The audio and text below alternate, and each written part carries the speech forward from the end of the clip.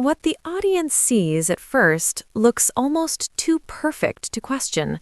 Porsha Williams appears to be living out a picture-perfect romance, one that unfolds publicly with confidence, affection, and consistency. Every post, every appearance, every shared moment paints the image of stability and happiness. To fans, this feels like a woman who has finally found peace, finally stepped into authenticity, finally arrived at something real. But the narrator makes it clear early on that appearances can be deceptive. Behind the carefully curated posts and glowing smiles, there was another version of this relationship quietly unfolding, one that wasn't visible to the public, one that wasn't celebrated. This is where doubt begins to creep in, because when something looks flawless from every angle, the question naturally arises: what's being hidden outside the frame?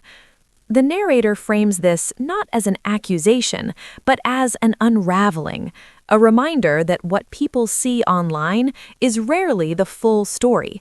And as the audience leans in, they're warned that the truth beneath this relationship may be far messier than anyone expected. The tone shifts when Patrice McKenna enters the story not as a supportive partner, but as a voice that can no longer stay silent. According to the narrator, this wasn't a decision made lightly or impulsively. Patrice had remained quiet for months, choosing discretion over confrontation, protection over exposure. From her perspective, silence was loyalty. But something changed. The narrator explains that reaching a breaking point doesn't usually come from one dramatic moment, but from a buildup of unanswered questions, inconsistencies, and emotional strain. Patrice allegedly began to realize that what she believed was exclusivity may not have been real at all. Claims surfaced that Porsha had been romantically involved with multiple women at the same time, all while presenting full commitment. This wasn't framed as a mistake, but as a pattern, and once that realization set in, silence was no longer sustainable. The narrator emphasizes that this moment wasn't about revenge, it was about reaching the end of endurance. What makes the accusations feel even more shocking is the contrast between what was happening privately and what the public was watching unfold. The narrator walks the audience through the intensity of the relationship as it appeared online.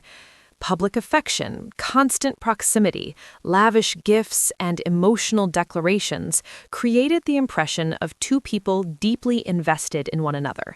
Porsha herself appeared fully immersed, openly expressing love and devotion. That's why the claims feel almost unbelievable. Viewers are left wondering how someone could maintain such a visible closeness while allegedly keeping secrets on the side. The narrator doesn't rush this contradiction. Instead, it lingers on the confusion it creates. If the bond was so consuming, where did the alleged betrayals fit in? The timeline feels impossible. And that impossibility is exactly what fuels disbelief, skepticism, and endless speculation. The audience is invited to sit with that discomfort as the polished narrative begins to crack. As the story deepens, the narrator pulls the past into focus. This is not the first time Porsha's name has been connected to cheating allegations. Long before Patrice, similar questions reportedly surfaced during her marriage to Simon Guobadia. According to claims tied to their divorce, concerns were raised about Porsha's involvement with other people during the marriage. What's especially notable is how those allegations were initially dismissed or minimized. The narrator explains that Simon allegedly didn't view certain encounters as cheating at the time, largely because they involved women. But in hindsight, those explanations feel less convincing. When viewed alongside Patrice's claims, a pattern begins to emerge. Not proof, but repetition. And repetition has a way of reshaping perception. The narrator carefully avoids declaring guilt, instead emphasizing how recurring accusations tend to shift public understanding, even when definitive answers remain elusive. The narrative grows even more complicated when the focus turns to past tensions involving other women. The narrator revisits long-standing controversies, including disputes with figures like Candy Burris. Allegations, counter-allegations, and public fallouts blurred the lines between truth, denial, and deflection. According to accounts shared publicly, Porsha was accused of initiating encounters, only to later distance herself and publicly shame those involved. Text messages were mentioned, testimony was given. Other cast members reportedly supported parts of those claims.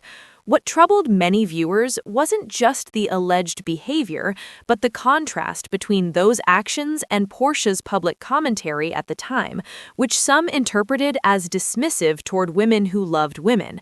The narrator frames this section as a reminder that unresolved history doesn't disappear, it waits, and when new accusations surface, old ones are inevitably re-examined. Then the story takes a darker turn. According to the narrator, what began as emotional betrayal allegedly escalated into something far more serious. Claims emerged suggesting that Porsha may have knowingly carried a sexually transmitted infection and failed to disclose it. Patrice allegedly felt her physical health may have been put at risk. The narrator stresses that these are allegations, not confirmed facts, but also explains why the impact was immediate and severe. When trust violations cross into issues of safety and consent, the conversation changes entirely. This is no longer about heartbreak alone. It becomes about fear, vulnerability, and the possibility of long-term consequences. Even indirect warnings reportedly sent to others were enough to send shockwaves through the audience. Once such implications exist, they cannot be unheard, and regardless of how they're resolved, the damage to trust is profound. Just when the audience expects a clean break, the story defies expectations. According to insiders, Patrice and Porsha did not immediately part ways. In fact, they reportedly remained in contact, possibly even attempting to work through the fallout. The narrator explores why this might be. Emotional attachment can form quickly, especially when intensity is high and affection is constant. Short relationships can still carry deep investment. There's also the pressure of public perception. Walking away can feel like admitting defeat, while staying can feel like reclaiming control. Apologies, explanations, and promises can reignite hope, even when trust is fractured. The narrator doesn't justify the decision, but contextualizes it. Relationships don't exist in isolation. Ego, fear, attachment, and history collide. As the video closes, the narrator leaves the audience with an unsettling question. Is this a turning point, or simply another chapter in a familiar cycle?